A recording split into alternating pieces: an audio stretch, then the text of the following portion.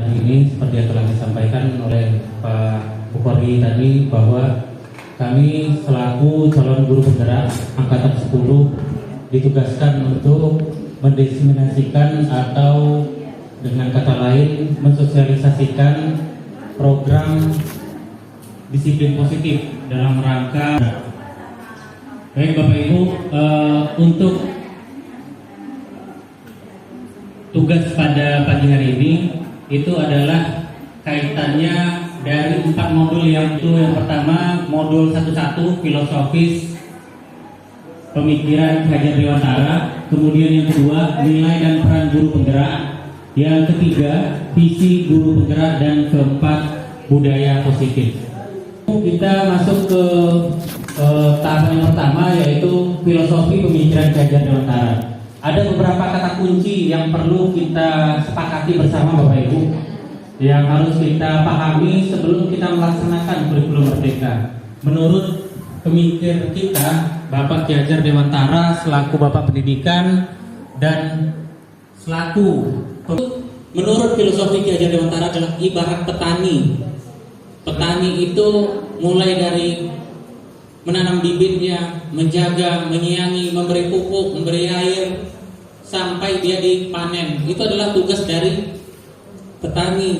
Jadi petani ini menjaga kesuburan tanahnya, menjaga kadar airnya, menjaga kelembaban udaranya, agar dia tidak mati dan berbuah beras yang manis. Bapak Ibu, itulah ibarat kita sebagai guru di SMK ini. Kita itu ibarat petani, hanya bisa menumbuhkan padi yang telah ada bibitnya. Yang ketiga, pendidikan itu berpihak kepada murid. Nah, ini mungkin ketika saya sendiri secara pribadi melihat pendidikan itu berpihak kepada murid, ini bagaimana konsepnya? Apa kita menjadikan siswa itu sebagai kita dewakan, atau kita menurut apa kata siswa? Nah, ini kaitannya dengan yang nomor 1 dan nomor 2 tadi. Kita menuntun Bapak Ibu, menuntun, menjaga agar anak tadi selamat dan bahagia. Jadi berpihak kepada murid ini adalah kita itu harus mendengar apa kata siswa kita dan kita arahkan kemana tujuan agar mereka tadi bahagia dan selamat. Jadi bukan kita mendengarkan atau berhambar. Pendidikan kata Ki Hajar Dewantara adalah budi pekerti. Ini yang selalu kita gaungkan, karakter dan sebagainya. Dan belakangan ini mungkin 10 atau 20 tahun belakangan ini tentu terus Bapak Ibu dengar sampai muak pendidikan karakter ini, anti korupsi, kemudian lain sebagainya. Itu adalah pendidikan budi pekerti yang telah ditanamkan oleh Ki Hajar Dewantara. Kesimpulan saya di modul 11 filosofi Ki Hajar Dewantara. Yang kedua adalah nilai dan guru penggerak. Nah, ini sebenarnya tidak terbatas hanya guru penggerak saja yang harus punya nilai dan peran seperti ini. Tapi ini kalau saya lihat secara pribadi adalah nilai dan peran yang harus dimiliki oleh semua kita sebagai guru dan tenaga pendidikan di SMK Negeri 5 Dumai. Dari pemikiran Ki Hajar Dewantara, maka guru harus punya nilai untuk menjalankan perannya sebagai penuntun murid tadi melalui pendidikan yang berpusat kepada murid. Nilai-nilai yang harus kita pilih yaitu mandiri, inovatif, kolaboratif, reflektif, dan berpihak kepada murid. Bapak Ibu, bagaimana dengan nilai yang lain? Gotong royong, kemudian apa lagi? Bekerja sama. Mungkin ada nilai apa? Kejujuran, sopan santun, hormat menghormati, toleransi. Kenapa kok cuma hanya 5 ini aja yang dimasukkan sebagai nilai guru penggerak atau guru pada umumnya? Nah, jadi Bapak Ibu, nilai-nilai ini adalah yang ditanamkan sebagai nilai dasar di pemikiran filosofi Ki Hajar Dewantara. Dari nilai-nilai mandiri, inovatif, kolaboratif, reflektif, dan berpihak kepada murid, ini adalah akar dari nilai-nilai yang tadi kita sebutkan. Jadi cukup Bapak Ibu pahami saja 5 ini menurut konsep filosofi Ki Hajar Dewantara atau program Merdeka Belajarnya. Bukan berarti 5 inilah yang paling baik dan nilai-nilai yang lain tidak perlu kita jalani atau tidak perlu kita lakukan. Seperti misalkan Bapak Ibu tidak menemukan nilai keimanan dan ketakwaan. Ini letaknya di mana Bapak Ibu? Kan kita harus melaksanakan keimanan dan ketakwaan kepada Tuhan Yang Maha Esa sesuai dengan ajaran agama dan kepercayaan masing-masing. Tapi kita tidak menemukan di sana di mana nilai ketakwaan ini harus kita masukkan. Nah, Bapak Ibu, di sini kita bisa menggali lebih dalam lagi nilai-nilai dan peran dari guru penggerak. Sebenarnya bukan pengajar yang hanya memberikan materi, kemudian selesai kasih tugas pulang, kasih nilai. Nah, sebenarnya kita adalah pemimpin pembelajaran. Dengan kata lain, kita yang akan menggerakkan siswa itu untuk belajar.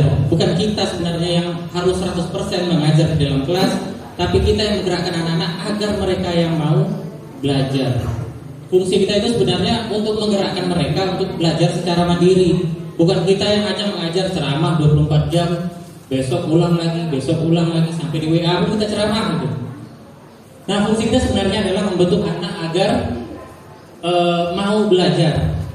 Itu fungsi utama kita sebagai guru dan peran guru dan menggerakkan sekolah kita, melaksanakan kegiatan-kegiatan dan seminar-seminar, webinar yang dilakukan untuk meningkatkan kemampuan dan pengalaman kita sebagai guru. Nah, nanti sesuai yang disampaikan oleh presenter tadi, Pak Bukhari, kita akan bentuk komunitas praktisi ini lebih kecil lagi. Memang mirip seperti komunitas belajar atau kombel yang ada di sekolah kita, tapi saya ingin lebih spesifik, atau kita inginnya lebih spesifik. Misalkan hanya beberapa orang guru, 4-5, mungkin bisa dibentuk dari kelompok guru mata pelajaran. Mungkin nanti di TKR bikin sendiri, ada komunitas praktisi sendiri. Pak Budi dengan timnya di PPKN punya sendiri komunitas belajarnya, kemudian komunitas praktisinya, kemudian di jurusan-jurusan yang lain maupun guru kejuruan dan guru umum dapat nanti berhimpun menjadi sebuah komunitas praktisi. Yang kita inginkan nantinya setiap-tiap dari komunitas ini punya agenda, minimal Bapak Ibu harus bertemu 1 minggu sekali, membicarakan masalah kualitas pembelajaran Bapak Ibu sebagai refleksi. Kurang saya apa sih? Kelebihan saya apa? Kenapa saya mengajar seperti ini? Murid A ini tidak respect, tidak hormat kepada saya. Kenapa dengan guru lain kok dia hormat? Apa yang kurang dari saya? Apa yang lebih dari guru yang lainnya? Nah, ini yang kita bicarakan nanti di komunitas praktisi. Jadi Bapak Ibu bisa nanti membentuk komunitas praktisinya di jurusan dan di mapelnya masing-masing. Kedepannya nanti akan kita buat minimal Bapak Ibu punya agenda pertemuan 1 minggu sekali untuk membicarakan masalah pembelajaran dan kualitas siswa kita, kehadiran dan lain sebagainya. Kemudian mendorong kolaboratif. Nah, ini tentu saja dengan adanya dari komunitas kita bisa berbagi, berkolaborasi. Yang pulang dari diklat bisa berbagi, yang pulang dari upskilling bisa berbagi. Nah, ini mendorong kolaboratif di guru-guru kejuruan maupun di guru-guru umum. Kemudian yang keempat, coach bagi guru lain. Kita yang udah pulang dari diklat, jangan disimpan ilmunya Bapak Ibu, harus didiseminasikan atau diberikan kepada teman-teman yang nggak ikut. Karena tidak mungkin Bapak Ibu seluruh guru yang ada di Indonesia ini semuanya ikut diklat, semuanya rata mendapatkan perlakuan yang sama. Bapak Ibu yang beruntung mohon menjadi coach bagi guru yang lain, di-share, dibagikan ke guru-guru yang mungkin tidak berkesempatan mengikuti diklat. Yang terakhir, kepemimpinan murid. Dalam rangka untuk meningkatkan kemampuan murid berorganisasi, mungkin bisa dibantu oleh bagian kesiswaan. Kita dengan banyaknya organisasi di sekolah, kemarin kita udah bentuk himpunan siswa. Saya rasa sampai saat ini belum kelihatan fungsi dan tugas dari anak-anak kita. Nah, di sini saya lihat secara pribadi kita masih kurang untuk meningkatkan kepemimpinan murid. Mungkin di OSIS sudah kelihatan Bapak Ibu, di beberapa kegiatan ekstrakurikuler mungkin sudah kelihatan. Tapi saya lihat di himpunan siswanya yang pernah kita bentuk kemarin di acara P5 itu belum kelihatan. Mudah-mudahan kedepannya nanti bisa revisi bersama, kita refleksi lagi kekurangan-kekurangan apa yang menyebabkan himpunan siswa kita ini tidak berjalan seperti sebagaimana biasanya. Baik, lanjut Pak. Baik, ini visi guru penggerak Bapak Ibu. Jadi kami juga harus menyusun pandangan kami, cita-cita kami, impian kami, tujuan kami ketika menjadi seorang guru atau guru penggerak. Di sana fungsi guru ini adalah, visi guru ini adalah untuk mewujudkan suatu perubahan yang diperlukan misi dan langkah-langkah yang tepat. Visi ini terwujud terdapat kerjasama dengan semua warga sekolah. Kemudian dapat diwujudkan visi ini perlu langkah konkret dengan metode inquiry apresiatif dengan tahapan bagja. Bapak Ibu, sebagai pengenalan, inquiry apresiatif ini adalah strategi perubahan positif yang berbasis kekuatan, Bapak Ibu. Jadi yang kita lihat itu untuk mencapai visi adalah kekuatan yang kita punya, bukan melihat teman kita yang ada kekurangan tertentu. Tadi udah kita refleksi, teman kita kurang berkomunikasi dengan siswa, ada siswa yang dekat dengan gurunya, ada yang menengah, ada yang tidak berhubungan sama sekali, bahkan ada yang ditakuti. Nah, ini yang harus kita hindari. Yang harus kita gali itu adalah kekuatan diri kita masing-masing. Jadi berbasis kekuatan dari diri kita masing-masing, Bapak Ibu. Misalkan kita punya kekuatan di bidang teknologi pengembangan modul ajar berbasis TIK. Nah, ini harus kita jadikan sebagai energi positif untuk membentuk kekuatan di sekolah kita. Bagaimana teman-teman yang lainnya dapat berhasil sama dengan teman yang bisa. Baik, kita lanjut ke tahapan Bagja. Bagja ini salah satu metode saja, Bapak Ibu, untuk menyusun langkah-langkah apa saja yang akan kita kerjakan dari visi kita. Dari buat pertanyaan, ambil pelajaran, dan jabarkan rencana dan atur eksekusi. Nah, ini ada tahapan-tahapannya, nanti diuraikan dalam bentuk tabel, Bapak Ibu. Jadi dari visi yang telah kita buat, nanti lahirlah prakarsa. Setelah prakarsanya muncul, kita buatlah langkah-langkah untuk mewujudkan visi tersebut dalam tahapan Bagja. Nah, Bapak Ibu, ini sebagai pengenalan, mungkin Bapak Ibu nanti akan gali lebih dalam, baik Bapak Ibu nanti bertindak sebagai guru penggerak maupun guru yang akan melaksanakan kegiatan di dalam kelas. Nah, saya masuk ke budaya positif, Bapak Ibu. Ini sudah masuk modul 1.4, modul yang hari ini akan kami diseminasikan bersama dengan Pak Bupori. Jadi budaya positif ini tadi dari pengantar Pak Bupori telah disampaikan panjang lebar. Mungkin intinya adalah bagaimana lingkungan sekolah kita ini aman, nyaman. Itu mungkin nanti saya garis bawahi.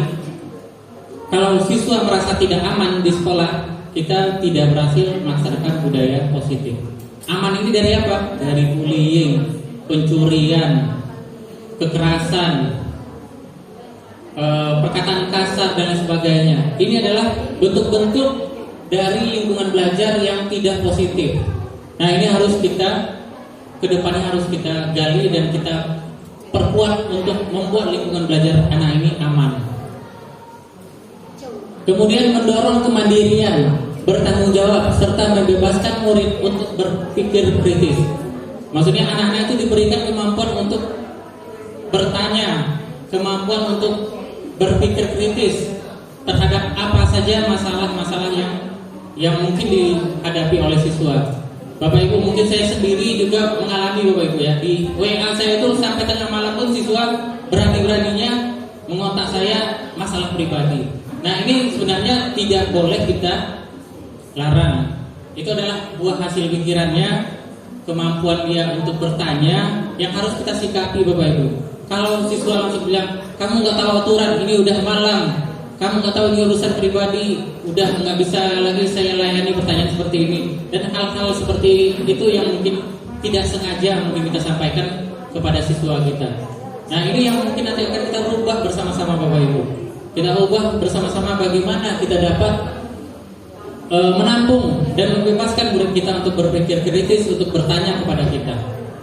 Kemudian bertindak kreatif dan berkarya. Mungkin lanjut Pak Bupori. Nah, refleksi pertama mungkin akan saya jelaskan. Ini teori semua, Bapak Ibu, ya. Sejauh mana pemahaman Anda, ini khususnya saya, tentang konsep inti yang telah dipelajari sampai modul 1.4 ini. Lanjut, Pak. Nah, ini kesimpulan atau hal yang bisa saya tarik dari modul 1.4 kemarin, Bapak Ibu. Yang pertama, dari sudut kiri itu Anda tidak bisa mengontrol orang lain. Ini betul-betul shock saya membacanya. Saya mungkin baru tersadar ketika baca ini, oh iya, ternyata saya nggak bisa merubah Bapak A, tidak bisa merubah Ibu B, tidak bisa merubah siswa A, siswa B, siswa C. Dan ternyata kita hanya bisa mengontrol diri kita sendiri, Bapak Ibu. Kitalah yang memegang peranan untuk mengontrol, mengubah diri kita sendiri. Baik, yang berikutnya itu di bawah ada makna disiplin. Kita sering menyampaikan kepada siswa kita, anak-anak harus disiplin, anak-anak harus tepat waktu, anak-anak harus berpakaian dengan rapi dan bersih. Nah, disiplin di sini adalah kontrol diri kita terhadap diri kita sendiri, potensi kita sendiri untuk mencapai tujuan yang mulia. Sesuatu yang menjadikan seseorang kita inginkan berdasarkan nilai-nilai yang kita hargai. Bapak Ibu yang punya nilai-nilai keimanan dan ketakwaan dalam dirinya pasti berusaha untuk bagaimana supaya masuk surga.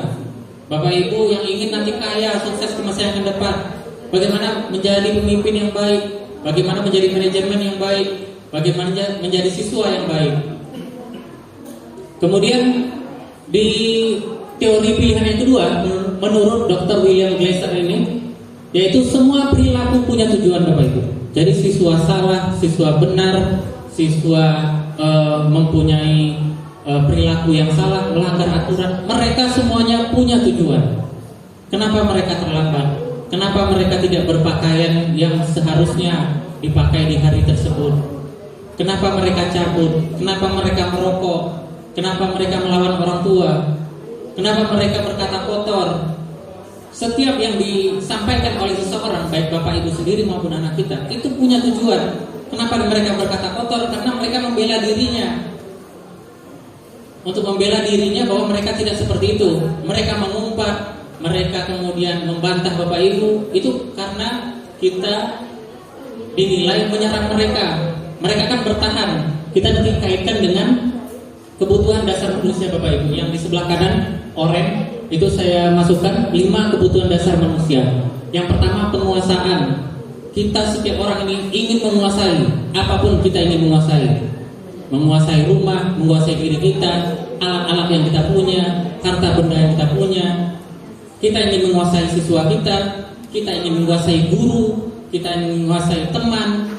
Barang-barang yang kita miliki harus kita kuasai sepenuhnya. Itu hak dasar atau hak kebutuhan dasar kita. Itu kita semua punya, Bapak Ibu, termasuk anak didik kita atau peserta didik kita. Yang kedua, rasa kasih sayang. Semua, saya yakin makhluk hidup ini punya rasa kasih sayang. Semua ingin dihargai, semua ingin dicintai oleh orang lain. Tidak ada manusia yang tidak ingin dikasih sayangi. Nah, begitu juga siswa kita, Bapak Ibu. Mereka kalau dimarah-marah juga nggak mau, Bapak Ibu. Mereka kalau dijari dengan beberapa pertanyaan yang menyudutkan mereka juga tidak mau. Mereka juga ingin disayang. Mungkin di rumah tidak dapat ini, Bapak Ibu. Tolong di sekolah jangan kita buat seperti itu juga. Mungkin nanti guru berikutnya akan ajar lagi. Nanti udah terkumpul tadi kredit poin kita, kena ajar lagi sama guru BP. Naik ke Pak Rambe sampai ke kepala sekolah. Bayangkan Bapak Ibu beratnya sebagai siswa. Jalan yang harus ditempuh itu sangat-sangat sulit. Mulai dari bangun terlambat saja, Bapak Ibu. Puncaknya gara-gara terlambat pagi saja. Terlambat di depan itu udah mulai proses. Saya coba kemarin, Bapak Ibu, melakukan aksi nyata teori segitiga restitusi. Susah, Bapak Ibu. Berkali-kali saya coba. Saya menstabilkan identitas. Anak terlambat saya coba kemarin. Pak Oscar saya suruh untuk memvideokan. Saya coba praktek. Gimana nak perasaannya datang hari ini? Udah nggak mau jawab, ini aja. Nggak males. Karena udah ajak dulu di gerbang udah gak enak lagi perasaannya. Itu tugas saya untuk menstabilkan. Bagaimana caranya? Dari teorinya gini, Bapak Ibu. Nah, nggak apa-apa nah. Bapak dulu pernah juga terlambat ke sekolah. Seperti itu. Bapak juga pernah kena hukum. Melakukan kesalahan seperti ini biasa tuh nah. Nah ini Bapak Ibu, ini teorinya ya Bapak Ibu. Ada teori itu dari itu. Yaitu yang pertama ya. Saya mungkin lompat aja. Menstabilkan identitas. Jadi ketika anak terlambat itu stabilkan dulu emosinya Bapak Ibu. Jangan langsung kena Bapak Ibu hukum, langsung lari keliling lapangan. Kalau Pak Padli mana Pak Padli? Pak Padli masih bisa. Kalau Pak Padli sebagai guru olahraga, orang udah olahraga atau Bu Miza mana Bu Miza kan? Bu Miza lagi olahraga, pelajaran udah masuk, anak terlambat, dihukum sama Bu Miza keliling lapangan. Masih masuk akal atau tidak Bapak Ibu? Masih masuk akal. Karena mungkin anak ini belum pemanasan. Kalau Bapak Ibu yang ngajar kayak saya di TKJ, saya suruh lari, nggak nyambung Bapak Ibu. Nggak ada hubungannya sama pelajaran saya. Anak suruh hormat bendera itu buka bajunya. Itu tidak ada hubungannya dengan korelasi pelajaran saya. Saya masuk ke ruangan saya hukum seperti itu. Nggak ada hubungannya dengan pembelajaran. Anak malah tertinggal, kemudian banyak hal-hal lain yang ditimbulkan. Nah Bapak Ibu terima dulu ya, saya tahu nggak setuju semuanya, termasuk saya. Nah yang kedua, memvalidasi kebutuhan Bapak Ibu di segitiga restitusi. Nah di segitiga restitusi ini kita tanyakan kepada anak. Nah tahu kamu kesepakatan kelas kita atau kesepakatan sekolah kita? Tahu Pak, saya datang terlambat. Suruh anak itu bercerita. Jangan kita yang bercerita, kita aja terus yang ngasih itu, yang ngasih ngomel, ceramah. Usahakan siswa itu yang bercerita. Bagaimana supaya dia bercerita? Tadi stabilkan dulu emosinya. Jangan mereka marah dulu. Udah terlambat itu dia nggak akan mau cerita. Seperti saya tadi kan, datang Pak. Nah, kamu tahu ini udah jam berapa? 7.20 Pak. Kamu tahu salahnya mana? Iya Pak, saya terlambat. Kenapa terlambat? Saya bangun kesiangan Pak. Tadi malam ketiduran. Jadi pas teman mau jemput udah ketinggalan Pak. Kawan saya udah bertiduran ke sekolah, saya ketinggalan. Nah kayak gitu Bapak Ibu. Jadi stabilkan dulu emosinya. Kalau Bapak Ibu nggak bisa stabilkan emosinya, Bapak Ibu akan bisa masuk ke validasi ini. Bagaimana dia nyadarkan diri dia sendiri. Yang ketiga, menanyakan keyakinan. Benar kamu melakukan kesalahan? Benar. Bagaimana ke depannya supaya tidak datang terlambat lagi? Bagaimana besok berpakaian sesuai dengan aturan sekolah? Mereka yang menggali Bapak Ibu. Jadi kesadaran itu ditimbulkan dari mereka sendiri. Jawaban-jawaban itu dikumpulkan atau dikeluarkan dari mereka sendiri. Bukan kita yang ngarah. Nah besok kamu datang 20. Kalau enggak datang lagi, saya tambah lagi poin kamu. Alhamdulillah besok pasti terdapat lagi Bapak Ibu. Dampaknya kayak saya juga sebagai siswa dulu. Hal yang saya ingat sampai sekarang, saya disuruh push up di depan rekan-rekan saya ratusan orang, berbaris di depan. Saya terlambat, dibariskan di depan, di push up, dilihat semua guru sama kepala sekolah. Nah itu pengalaman saya pribadi, akhirnya jadi guru juga gitu. Nah itu yang kita tanamkan ke siswa kita. Saya sebagai guru saja pernah melakukan kesalahan. Jadi mungkin saja ke depannya anak kita jadi presiden Bapak Ibu. Siapa tahu dari rumah yang jadi presiden. Kan nggak tahu tuh gurunya Jokowi sampai sekarang masih jadi presiden Bapak. Nah lanjut, saya lanjut ke kebutuhan dasar tadi. Ada rasa diterima Bapak Ibu. Rasa diterima itu kita kalau berada di lingkungan kita tidak diasingkan atau kita tidak dibiarkan oleh teman kita. Kita bergaul, oh diterima sama teman-temannya. Kita bergaul ke circle A, diterima. Ke circle B, diterima. Ini bahasa anak sekarang Bapak Ibu itu suka bikin game, nggak masalah. Bikin kelompok, nggak masalah. Asal dia membangun kesadaran, membangun solidaritas di kelompok tersebut. Kita pun guru-guru disuruh berkelompok. Tujuannya untuk apa? Untuk meningkatkan kemampuan kita, bukan untuk jahil-menjahili atau menggibah Bapak Ibu. Yang kita berkelompok itu untuk sama-sama berbagi praktik baik, bukan menggibah teman-temannya. Ini sih nggak datang terlambat terus, nggak pernah ditegur gitu. Lanjut Bapak Ibu, kita butuh kesenangan. Anak-anak itu main HP kenapa Bu? Karena senang gitu. Pelajaran kita kurang menyenangkan, bahkan tidak menyenangkan sama sekali. Dalam HP lihat aja, kelas saya juga seperti itu. Saya masuk karena saya dari 30 yang megang HP 28. 2 orang yang perhatikan saya. Karena apa? Saya di depan itu tidak menyenangkan Bapak Ibu. Menyenangkanlah dia lihat HP-nya lagi. Semua HP-nya ada mirip semua, udah main game semua. Berarti pelajaran kita tidak menyenangkan Bapak Ibu. Anak butuh hal-hal yang menyenangkan seperti itu. Karena anak saya suka main game, sampai ujian pun saya bikin game gitu. Saya manfaatkan Quizy, saya manfaatkan aplikasi-aplikasi online itu. Saya bikin tugas-tugas sama latihan-latihan anak itu semuanya berbasis game. Kayak gitu aja, karena anak saya kelihatannya bawa HP semua. Udah besok bawa HP semuanya, kita ujian pakai HP.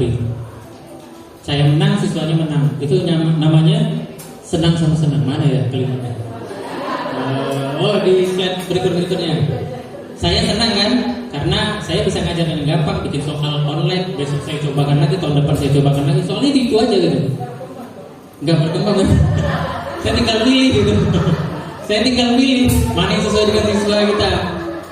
Saya ingin materinya yang ini. Ya udah nanti saya masukkan, saya kasih ke siswanya soalnya berbasis game. Karena anak saya di dalam kelas anak TKJ itu suka main game aja kerjanya. Gak ada cara lain Bapak Ibu. Ibu kasih kertas itu nggak dikerjakan ini. Syukur alhamdulillah nggak dikerjakan. Mungkin saya mau yang paling penting ya 5 posisi kontrol. Ini terakhir Pak ya. Waktunya ada berapa? Ada setengah jam belum? Ngorkan terus ya. Baik Bapak Ibu, saya mungkin lebih saya tekankan posisi kontrol kita Bapak Ibu. Kita sebagai guru ini ternyata ada 5 posisi kontrol. Saya ini juga baru tahu ketika mengikuti kegiatan guru penggerak. Saya ini ternyata punya posisi pertama penghukum. Penghukum ini bagaimana Bapak Ibu? Datang tadi anak terlambat, udah hormat bendera, lari keliling lapangan. Besok jangan pakai sepatu ini. Kemudian kita hakimi mereka. Itu namanya posisi penghukum. Anak terlambat datang gitu kan? Pak, saya datang terlambat. Iya, ini udah jam berapa? 7.30. Silakan lari keliling lapangan. Atau Pak, saya nggak buat PR, nggak buat tugas. Berdiri di depan, angkat kakinya, potong rambutnya. Yang ini tidak ada hubungannya dengan pelajaran saya, Bapak Ibu. Ada nggak hubungannya dengan TKJ itu? Nggak ada, Bapak Ibu. Bapak Ibu semuanya bisa lakukan seperti itu. Kita ini tadi sebagai penuntun bagaimana anak berhasil di pembelajarannya. Kalau Bapak Ibu nanti misalkan terlambat, beda kasus dengan Bu Miza dengan Pak Padli yang sebagai guru olahraga. Anak terlambat kok disuruh keliling lapangan Pak. Mungkin Pak Padli melihat anak ini belum pemanasan, yang lain sudah melaksanakan pemanasan. Jangan kayak gitu, ini dia, anak terlambat tuh. Anak Pak Padli pelajaran olahraga disuruh keliling lapangan atau aktivitas fisik lainnya yang ada hubungannya dengan pembelajaran olahraga. Tapi kalau Bapak Ibu khususnya saya setelah itu megang komputer nggak ada nyambung sama sekali bro, nggak ada relevansinya ke peningkatan pembelajaran anak. Yang tahu dia ketemu Pak Yan besok kena hukum, ketemu Pak Rambe besok kena hukum, ketemu Pak Budi kena hukum. Nanti anak itu tertanam di kepalanya hukuman. Karena dasar teori motivasinya, ini ada teori motivasi, itu bangkitnya dari orang luar. Dari Pak Budi, dari saya, dari Pak Rambe, dari bagian kesiswaan, dari Bapak Ibu semua. Motivasinya datang dari luar. Itu bertahan Bapak Ibu. Bisa anak disiplin bisa, tapi kedepannya nggak bisa dijamin karena datangnya dari luar. Motivasi yang paling baik itu datangnya dari dalam. Tadi posisi kontrol kita itu tadi, kita balik pertama tadi, hanya kita sendiri yang bisa mengontrol diri kita sendiri. Kalau itu bangkit dari kesadaran siswa kita sendiri, dia akan disiplin dengan sendirinya, dia akan patuh dengan sendirinya. Tapi kalau misalkan tahap ini Pak, susah kita membangkitkan motivasi diri kita, anak-anak kita dari dirinya sendiri. Taunya dia lihat saya takut. Nah itu masih motivasi Bapak Ibu, masih baik. Karena ada motivasi dari Bapak Ibu untuk menjaga menuntun anak agar disiplin. Nggak apa-apa Bapak Ibu, mudah-mudahan ke depannya level kita naikkan. Bagaimana kita tanamkan ke sebuah itu agar solusinya mereka datang terlambat, mereka tidak taat aturan itu datang dari dirinya sendiri, bukan dari faktor eksternal lagi atau dari orang lain. Nanti kita tanya jawab Bapak Ibu. Saya langsung ke Bapak Bukhari sebagai pemateri kedua karena waktu kita cukup terbatas dan kita sebenarnya dikasih waktu sepuas-puasnya. Ada gamenya, ada kuis harusnya Bapak Ibu. Ada rewardnya, kemudian kita kasih ice breaking. Langsung saya sambung Pak ya. Tadi 5 posisi kontrol Bapak Ibu. Kira-kira dari 5 posisi kontrol itu kita di sekolah ini posisi yang mana? Mari kita lihat video ini. Mari kita lihat video berikut ini. Kira-kira kita di posisi yang mana? Yang pertama adalah posisi penghukum. Kita mainkan videonya.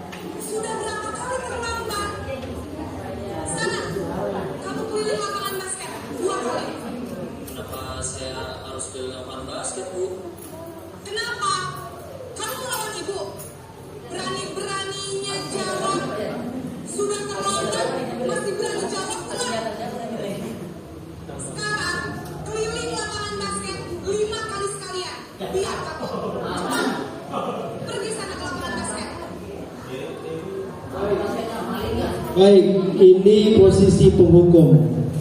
Anak tidak ikhlas, dia melakukan penuh dengan sumpah serapah dan kita dimakan sumpah anak-anak ya. Mari kita lihat posisi yang kedua. Bisa jadi nanti dia ngamuk kendaraan kita yang parkir walaupun dilakukan Dibalik, dicoret, dibaret. Bapak Ibu pernah kehilangan helm, kemudian spion Bapak Ibu hilang, itu akibat posisi kita sebagai penghukum. Udah, maafkan aja lah diri kita Bapak Ibu. Posisi yang kedua. Ini posisi kedua Bapak Ibu ya.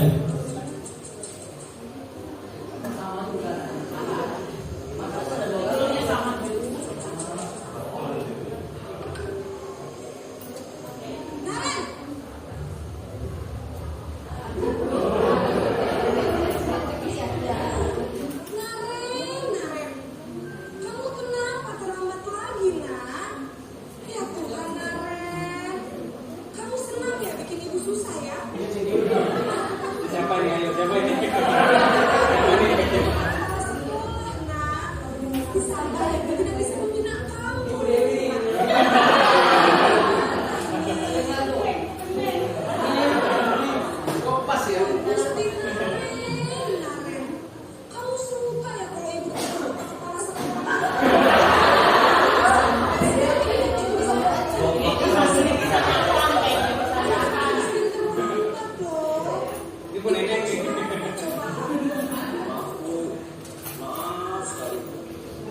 Ya sudah, lain kali jangan bikin ibu susah lagi ya nak ya. Ibu tidak akan kuat lagi kalau kamu begini terus.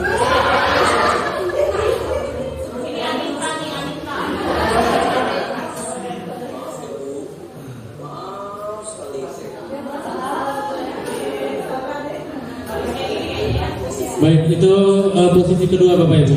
Ada beberapa guru kita ini, saya perhatikan juga seperti itu Bapak Ibu. Merasa bersalah gitu. Janganlah bikin ibu susah, Pak. Nah, jangan bikin bapak susah. Nanti dikira bapak nggak bisa bina kamu, bapak nggak bisa nasihati kamu. Oke Bapak Ibu, ini posisi ketiga Bapak Ibu ya.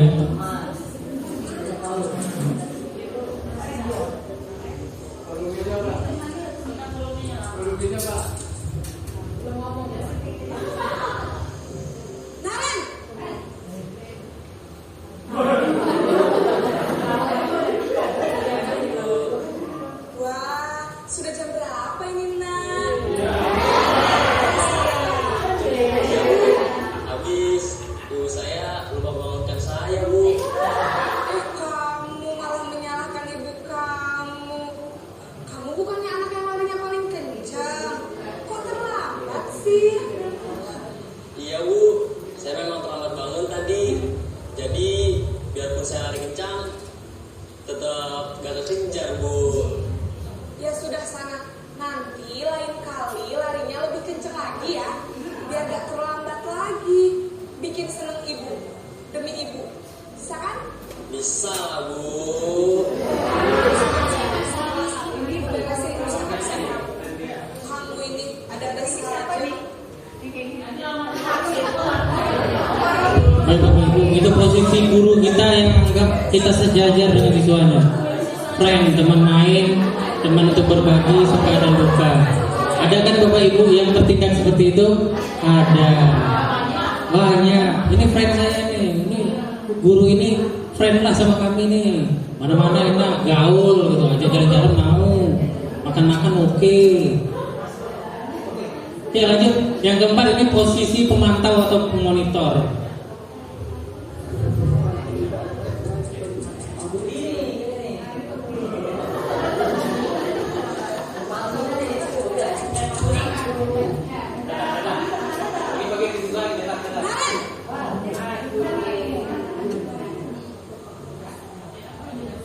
Lagi bu. Naren, apa peraturan sekolah kita tentang jam berapa kita harus masuk sekolah nak?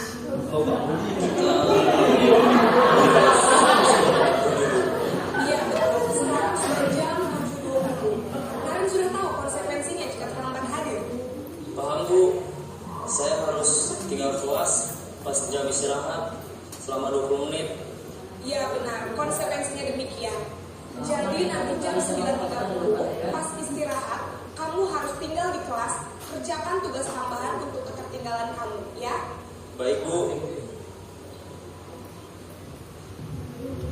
Baik, untuk posisi pemantau itu biasanya guru ini tugasnya untuk menginventaris siswa saja.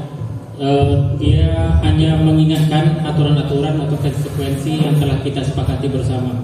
Memang jauh beda dengan yang penghukum sebagai teman maupun sebagai posisi pembuat rasa bersalah tadi Bapak Ibu. Dari nada bicara masing-masing posisi tadi Bapak Ibu kan bisa dapat kesimpulan ya. Nah ini yang terakhir, ini yang kita harapkan, posisi kita itu sebagai manajer Bapak Ibu.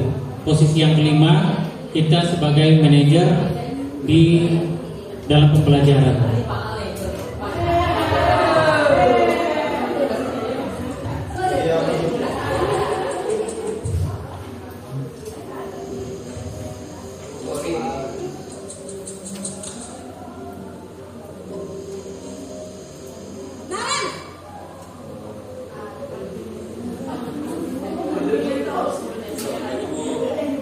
Selamat pagi Naren. Maaf Bu, saya terlambat. Iya, sekolah masuknya jam 7, sekarang sudah jam 7.20. Jadi sekarang bagaimana ini Naren? Maaf Bu, saya lupa setel alarm saya semalam.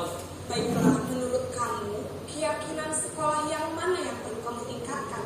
Iya Bu,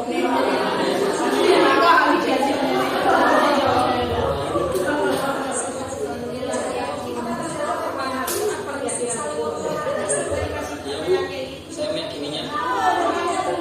Memperbaiki masalah keterlambatan ini. Bersedia Bu. Bagaimana kamu akan memperbaiki masalah keterlambatan ini? Saya akan coba untuk tidak lupa menyetel alarm saya Bu.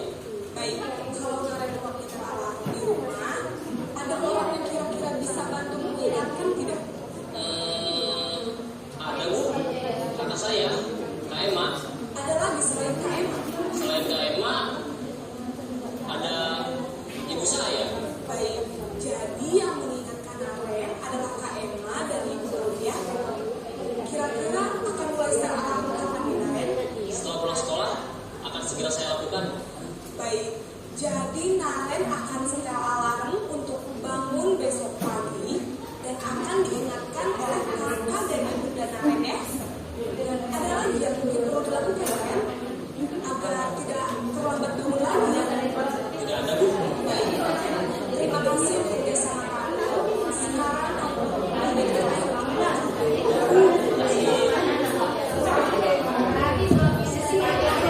Baik Bapak Ibu, nah itu adalah impian kita Bapak Ibu. Di impian tidak sesuai dengan kenyataan. Bapak Ibu, kemarin saya cobakan Bapak Ibu seperti itu. Saya cobakan di depan, saya bikin pertanyaan-pertanyaan yang terarah seperti tadi. Anak kita lalu diam. Nggak tahu mau jawab apa Bapak Ibu. Karena kita belum bisa berkomunikasi dengan baik, terutama dalam menstabilkan emosi siswa tadi. Kalau udah terlambat itu berkecamuk isi kepala sama perasaan kita. Saya juga kalau terlambat itu udah kemana-mana isi pikiran kan. Bagaimana kita menstabilkan dia sampai dia mulai bercerita. Kalau nggak mulai dia bercerita Bapak Ibu, nggak akan dapat kita solusinya. Harus dia yang bertanya, harus kita yang memancing dia untuk mencarikan mereka solusi.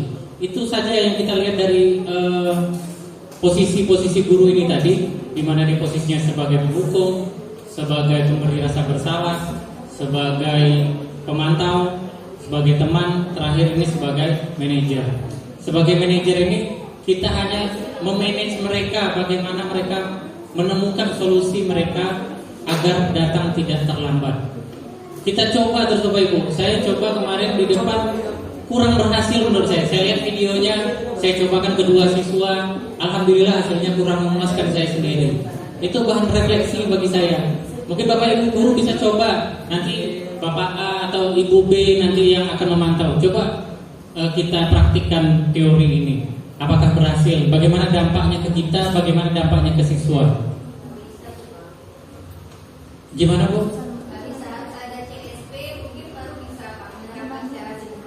Oh gitu. Ya. Nah Bapak Ibu, sebenarnya tadi konsep dasarnya kan sudah ada Bapak Ibu. Kita punya kebutuhan dasar, kita punya konsep kontrol diri. Memang kita nggak bisa kontrol anak Bapak Ibu. ngontrol istri di rumah itu susah berdua. Ya curhat. Gak bisa Bapak Ibu.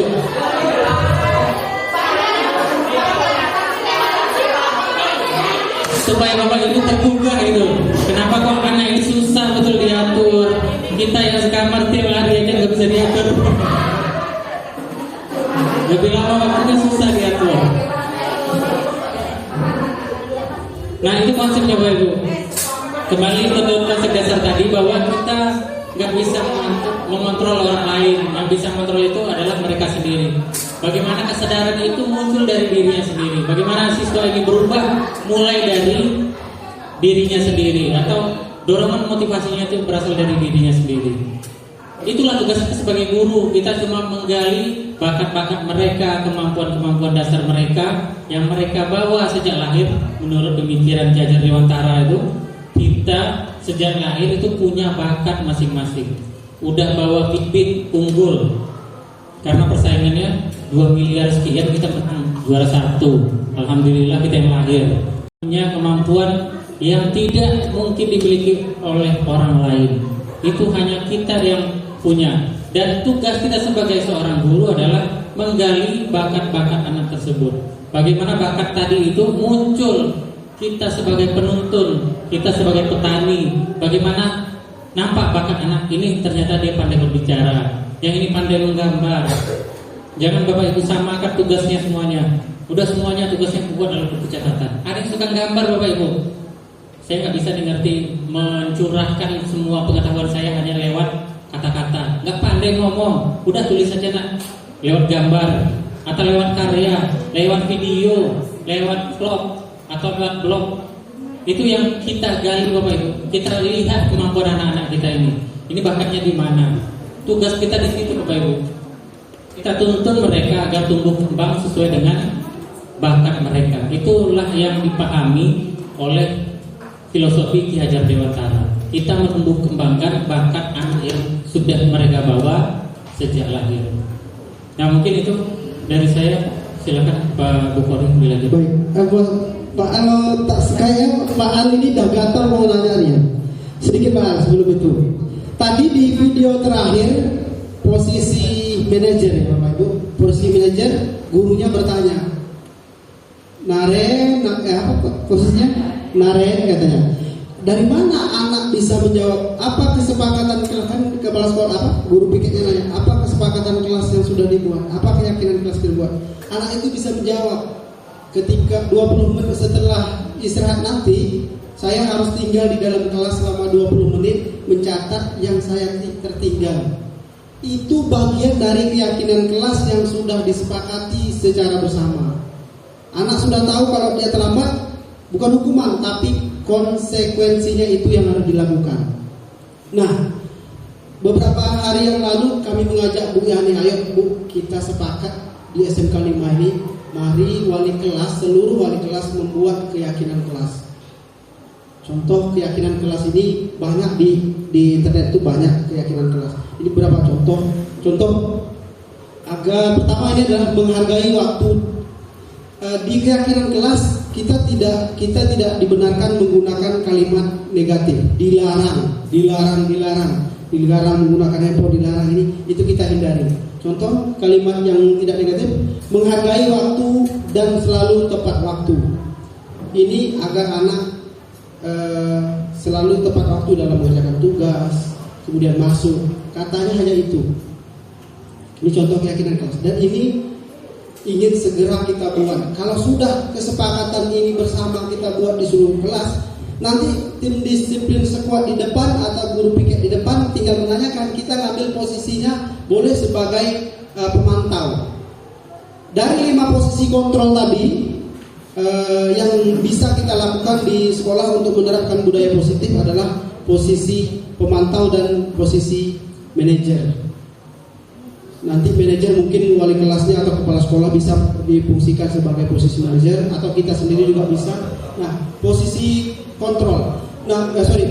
Posisi kontrol pemantau, kita sudah tahu jika anak melanggar aturan ini atau keyakinan ini, apa yang harus dilakukan, apa konsekuensinya.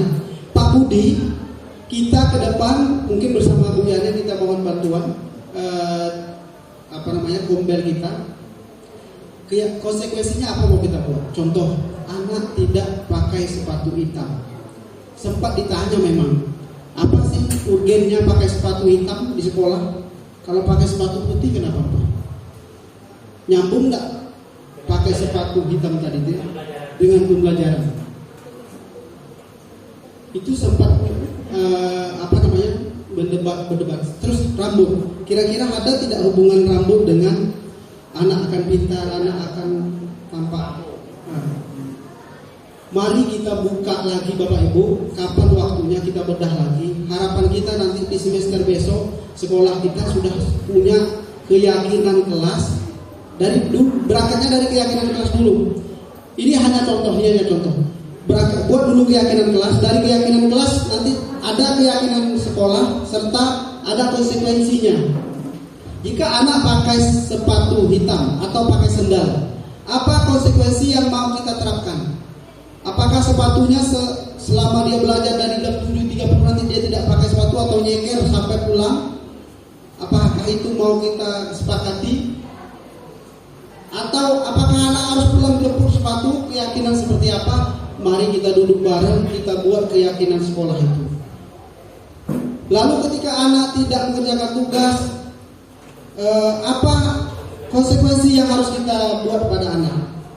Makanya pertama tadi ditanya apa konsekuensi, dia bisa jawab. Di segitiga institusi ini terkait pertama menstabilkan identitas. Gambarnya kurang jelas. Setiap orang pasti, tadi Pak Yan sudah mempraktekkan, ketika anak ada masalah, umpamanya dia kelahi, datang kita panggil, kita proses. Pertama yang harus kita lakukan adalah menstabilkan identitas.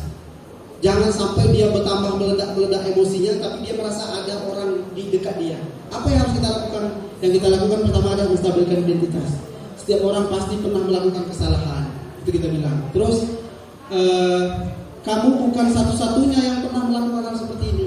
Nah, jadi dia merasa dia bisa meredam emosi. Baru yang kita lakukan segitiga yang kedua, validasi kesalahan. Tapi kan kita bisa bilang kamu tentunya punya alasan mengapa melakukan itu. Nanti dia akan cerita. Lalu kemudian adakah cara yang lebih efektif untuk mendapatkan apa yang kita butuhkan? Itu bisa kita tanyakan ke anak agar validasi kesalahan tadi bisa diakui. Oh, ternyata cara kelahi tadi itu tidak benar. Terus berikutnya yang terakhir adalah menanyakan keyakinan. Keyakinan kelas tadi kembali bahwa di keyakinan kelas mungkin kita bisa masukkan menghargai ya, mungkin menghargai orang lain. Tentu otomatis kalau udah tanda kutip menghargai orang lain itu berarti tidak boleh diantaranya kelahi gitu. Nah, apakah nilai-nilai apa kamu ingin menjadi orang seperti apa? Itu bisa kita tanyakan. Lalu nilai-nilai apa yang telah kamu sepakati? Nilai keyakinan kelas menghargai orang lain.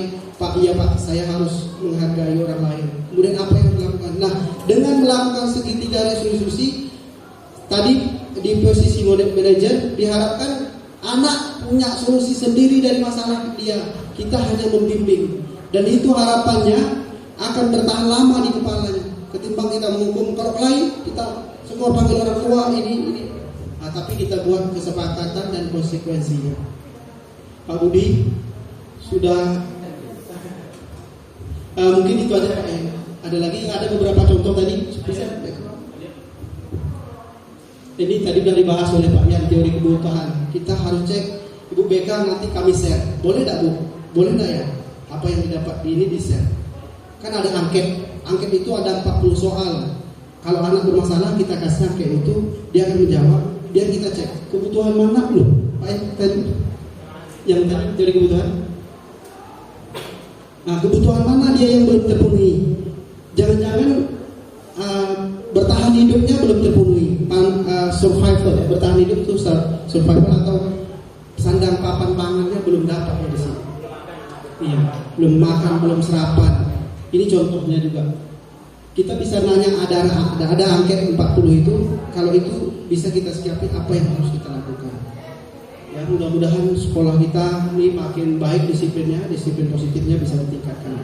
Pak ya, tak usah terlalu lama, kan cepat ikan gabus. Lebih cepat lebih bagus ya. Mungkin slide-nya tidak usah ditambah selanjutnya, itu aja cukup. Ada atau kita buka sesi tanya jawab Pak ya. Boleh, silakan. Ada yang Bapak Ibu mau bertanya? Bu Karmini. Terima kasih Pak Bu. Assalamualaikum warahmatullahi wabarakatuh. Mungkin di sini saya hanya sekedar sharing apa yang sudah kita lakukan. Bahwa pengalaman saya di sini dulu di kelas yang sekarang kelas 11 AKL, pertama saya masuk, saya memberikan asesmen awal. Dulu kan ada istilahnya namanya asesmen diagnostik non kognitif. Nah sekarang kan sudah berubah menjadi asesmen awal. Saya menanyakan di situ ada beberapa item tentang bagaimana perasaan kamu hari ini dijelaskan.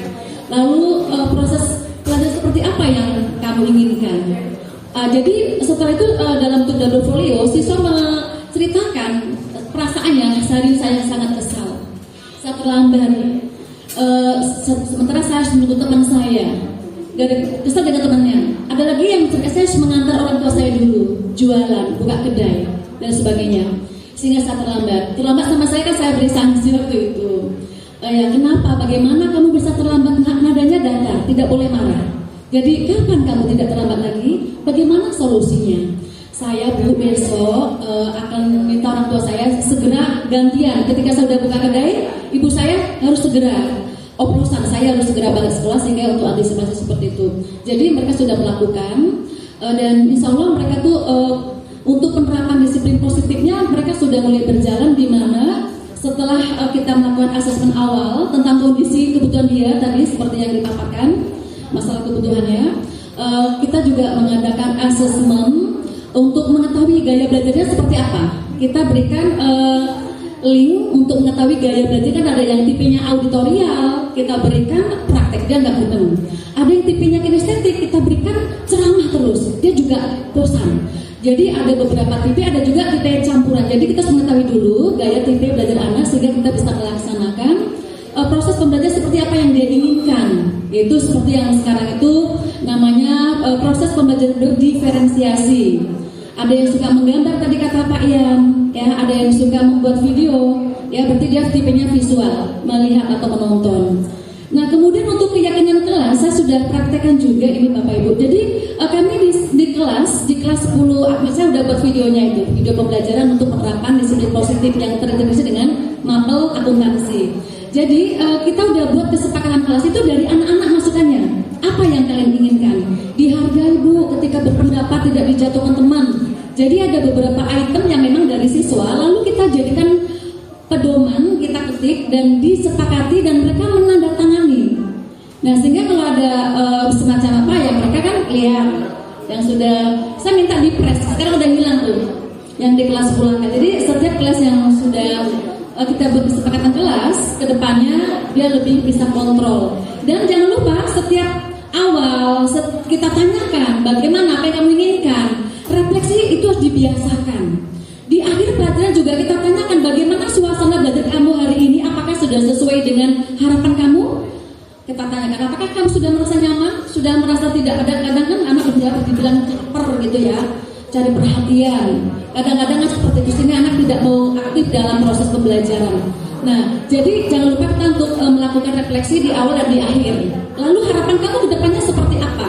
Juga kontrol untuk diri kita. Bagaimana ibu hari ini memberikan pelajaran pada kalian, nak? Tanyakan juga seperti itu, biar ada masukan untuk kita untuk berubah ke depannya. Tanyakan juga kendalanya apa, di mana kekurangan guru kamu hari ini. Nah, jadi insya Allah dengan beberapa treatment seperti itu untuk disiplin positif, anak memang sudah menyadari bagaimana solusinya dan kesadaran dan keyakinan kelasnya yang sebagaimana mestinya diterapkan bersama-sama. Oke, demikian Pak saudara sharing. Assalamualaikum warahmatullahi wabarakatuh. Terima kasih Bu Tarmini. Tadi itu penguatan ya Bapak.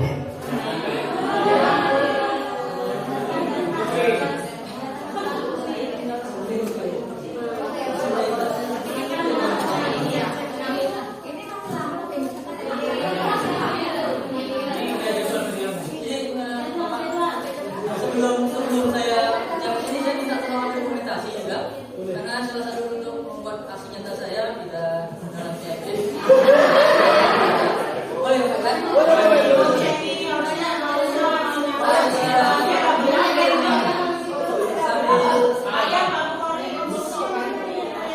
makan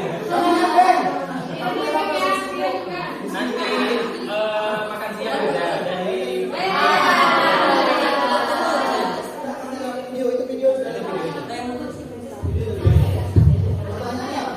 Baik, Assalamualaikum warahmatullahi wabarakatuh. Terima kasih kepada Bapak narasumber kita yang telah memberikan kesempatan kepada kami. Yang alhamdulillah Bapak Ibu sekalian, kalau kita berbicara tentang disiplin positif, ini kayak film ngeri-ngeri sedap gitu. Enak di teorinya, agak sulit di prakteknya. Tapi apabila ini kita lakukan dengan penuh rasa, dengan penuh suka, maka apa tadi yang dikatakan oleh narasumber kita, aman nyaman akan terbentuk. Dan sebaliknya juga, seperti kata teorinya keseimbangan oleh Heidegger, bahwa positif negatif itu pasti ada. Tapi bagaimana kita mampu untuk mengontrol yang positif ini tidak menjadi lebih besar daripada yang negatif. Tadi ada solusi yang dikasihkan oleh teman kita, oleh narasumber kita, bahwa kita akan membuat suatu bentuk kegiatan yang akan disepakati bersama, dan nanti yang harus dimulai daripada tadi menggali dari diri kita, bagaimana kita membuat yang namanya kesepakatan kelas, keyakinan kelas. Ini sesuatu yang mungkin langkah awal. Di sini saya mau menanyakan, kalau kita bercerita masalah akhlak, mungkin di zaman orang tua kita nih sudah ada gitu. Setiap kurikulum pasti ada bahwa akhlak dan karakter itu adalah hal yang utama. Sekarang digaung-gaungkan yang namanya dengan budaya namanya positif, ya, budaya positif. Oleh karena itu saya menanyakan, Bapak sebagai calon penggerak dan mungkin calon kepala sekolah atau pengawas, baik untuk sekolah ini atau sekolah lainnya nanti, sebenarnya ini langkah awal yang betul konkret yang dapat kita wujudkan nyata, yang dapat kita lakukan dengan waktu yang sesingkatnya. Apa sih Bapak sebagai guru penggerak, langkah-langkah apa yang harus dilakukan untuk supaya nanti kami Bapak Ibu yang khususnya di SMK 5 ini mampu untuk mengikuti jejak-jejak dan atau rumusan atau terobosan yang Bapak berikan atau yang Bapak lakukan. Terima kasih. Mohon maaf atas segala kekurangan. Assalamualaikum warahmatullahi wabarakatuh. Waalaikumsalam warahmatullahi wabarakatuh. Saya dulu, Bapak dulu jawab.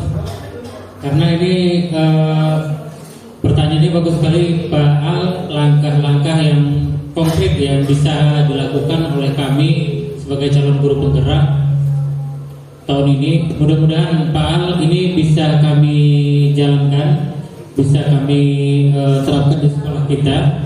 Nah, kalau kemarin langkah-langkah apa yang bisa kami lakukan untuk menggerakkan sekolah kita, atau langkah-langkah perubahan yang akan kita lakukan, salah satunya tentu pertama implementasi dari modul-modul yang telah kami pelajari.